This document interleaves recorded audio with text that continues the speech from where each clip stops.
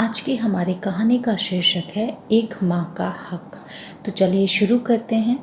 अभी सारिका रसोई में विवेक का नाश्ता और दफ्तर ले जाने का टिफ़िन तैयार कर रही थी कि अचानक से सासू माँ विमला की आवाज़ आ गई। अरे ओ बहू, लल्ला उठ गया है और रो रहा है, लगता है भूखा है। 4 माह का अंश कल बहुत तंग करने लगा था, परंतु सासू माँ की आवाज़ आते ही सारिका सब काम छोड़कर झट से अंश को अपने कमरे में जाकर दूध पिलाने लगी। नन्हा सा पेट बस 5-7 मिनट में ही भर गया और सारिका अंश के संतुष्ट और हंसते चेहरे को अभी निहार ही रही थी कि अचानक सासू माँ विमला कमरे में आकर गुस्से से बोली, अरे वहाँ विवेक को दफ्तर जाने के लिए देरी हो रही है और तुम्हें बेटे से खेलने से फुर्सत ही नहीं है। लाओ इसे मुझे दो और विवेक को ढंग से दफ्तर भेजो। हर बार की तरह सारिका चुपचाप अंश को सासू माँ को देखकर रसोई घर की ओर बढ़ गई। उधर सासू माँ अंश को लेकर ड्राइंग रूम में बैठकर पोते अंश के साथ खेलने लगी और साथ ही साथ अपने बेटे से बतियाने लगी। शारीरिक रूप से ठीक ठाक होते हुए भी सासू माँ यदि 5 मिनट रसोई घर का काम देख लेती तो क्या हो जाता, परंतु शायद बहू के आने के बाद जैसे हर सास रसोई घर का काम भूल ही जाती है या बहू के होते हुए काम करना अपनी तौहीन समझती है। बस ऐसे ही कुछ विचार सारिका के दिमाग में उमड़ घुमड़ रहे थे। उधर पेट भरा होने के कारण अंश भी अच्छे से खेल रहा था। इतने में देवर और ननंद भी कॉलेज जाने के लिए तैयार हो गए तो उन्होंने भी सारिका को नाश्ते के लिए आवाज़ लगा दी। एक मशीन की तरह सारिका सारे काम कर रही थी। कल तो पूरी रात अंश की वजह से वह ठीक से सो भी नहीं पाई थी। आजकल सर्दियों में रात में बहुत बार उठता था। इतने में ननंद रिया की आवाज़ आती है, भाभी लो, अंश ने अपने कपड़े गंदे कर दिए, आकर इसके कपड़े बदल दीजिए।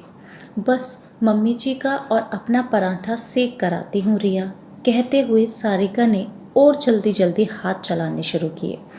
अरे बहू अब आ भी जा, गुस्से से विमला जी बोली। सासू माँ का पराठा बनाकर अपना पराठा बिना बनाए सारिका ने सासू माँ को नाश्ता पकड़ाया और अंश को उठाकर गुसलखाने की ओर भागी। उधर विमला जी आराम से टीवी चलाकर गर्मा गर्म नाश्ता करने लगी और दोनों बच्चे भी कॉलेज को निकल गए। अंश के कपड़े बदले ही थे कि उसे फिर से भूख लग गई। रसोई घर से अपनी ठंडी चाय और 2 बिस्किट लेकर सारिका अंश को दूध पिलाने लगी। अब उसमें अपने लिए नाश्ता बनाने की हिम्मत नहीं थी। देखते ही देखते आजकल कब 10 बज जाते थे पता ही नहीं चलता था। अंश जैसे ही सोया सारिका ने इत्मीनान की सांस ली और इतने में काम वाली ने आकर घंटी बजा दी। फटाफट उसके साथ लगकर सब काम करवाते करवाते घड़ी ने 12 बजा दिए और अंश भी उठ गया था। सासू माँ भी मंदिर और अपनी मित्र मंडली से मिलकर घर आ गई थी। चल अब अंश की मालिश करके उसे भी नहला धुलाकर मुझे दे दे, सासू माँ ने आदेश दिया। आधा घंटा अंश की अच्छी सी मालिश करके उसको नहलाकर सारिका ने दूध पिलाया ही था कि अंश 2-3 घंटे के लिए सो गया। उसे सासू माँ के पास लेटाकर सारिका खुद घर के बचे हुए कामकाज करने लगी। दोपहर का खाना खाकर 2 घड़ी आराम करने ही लगी थी कि अचानक अंश उठ गया और फिर से रोने लगा। बहू देख इसको क्या चाहिए, कहते हुए अंश को विमला ने सारिका को थमा दिया।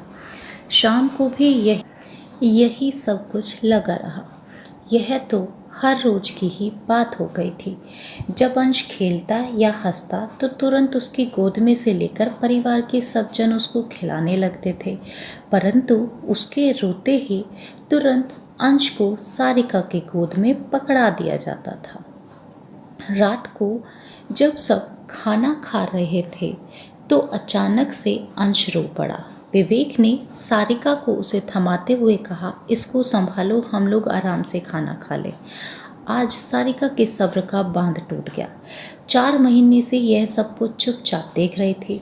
गुस्से में बोली, एक बात बताइए, क्या सिर्फ रोते हुए बच्चे पर ही माँ का हक होता है? जब अंश खेलने के मूड में होता है तो उस समय मैं रसोई घर में सबकी फरमाइशें पूरी करती हूँ, और जैसे ही यह रोने लगता है तो इसको मेरी गोद में थमा दिया जाता है।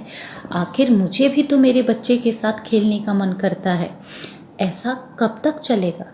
मैं सोच रही हूँ कि कुछ दिन के लिए माँ के घर रह कर आती हूँ, क्योंकि यहाँ पर तो मुझे मेरे बच्चे के साथ समय बिताने का मौका ही नहीं मिलता है और मैं उसके बचपन को जी भी नहीं पा रही हूँ। सारिका की बात ने विवेक को भी हिला कर रख दिया था और विमला जी की भी आंखें नीची हो गई थी। मन ही मन सोच रही थी कि बहू कह तो ठीक ही रही है, इसलिए पहली बार उन्होंने बहू की इस बात का कोई विरोध नहीं किया। सारिका नम आंखों से अंश को उठाकर चुपचाप अपने कमरे में चली गई। आज सारिका का सवाल विमला और विवेक को पहली बार निरुत्तर कर गया था। आप लोगों को हमारी आज की कहानी कैसी लगी हमें ज़रूर बताइएगा और हमारे वीडियो को शेयर कीजिएगा। धन्यवाद।